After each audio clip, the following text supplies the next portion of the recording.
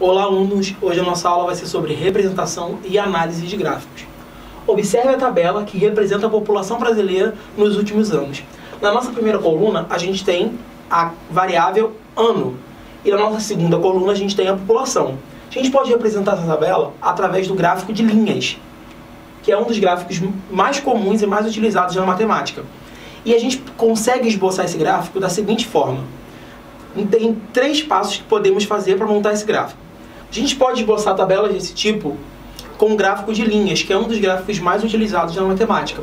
E para esboçar esse tipo de gráfico, a gente segue 3 passos. O primeiro passo é identificar as grandezas. Qual grandeza a gente vai dar como eixo vertical, que é o eixo que fica em pé? Qual grandeza a gente vai usar como eixo horizontal, que é o eixo que fica deitado? Marcar os pontos chaves desse gráfico, dessa tabela. E a gente analisa a tabela para ver se a função ela é contínua ou descontínua.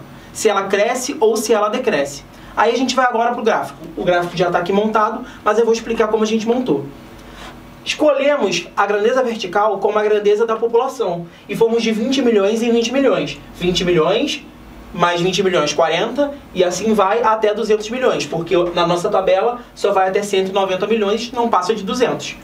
E escolhemos a grandeza horizontal como o ano, e fomos de 10 em 10. Comecei com 1870, porque o primeiro ano é 1872, então comecei com 1870, e fui de 10 em 10, 1880, 1890, e assim até 2010, que é exatamente o nosso último ano. E nisso a gente vai ligando os pontos chaves, assim como a gente marca no plano cartesiano, que já foi visto na aula passada. 1872 não é 1870, então é só mais um pouquinho depois. Em 1872, a população brasileira era de 9.930.000, aproximadamente. Então, como a gente tem 20 milhões aqui, a gente marca na metade de 20 milhões, que no caso seria 10, um pouquinho abaixo da metade seria 9 milhões. Então a gente liga esse ponto, assim como a gente marca no plano cartesiano, a esse ponto aqui a gente identificou como 1872 e liga.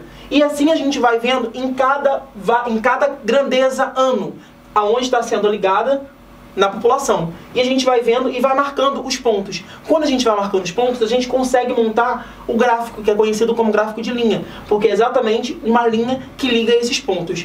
E é assim que é montado o gráfico de linha. Até uma próxima aula.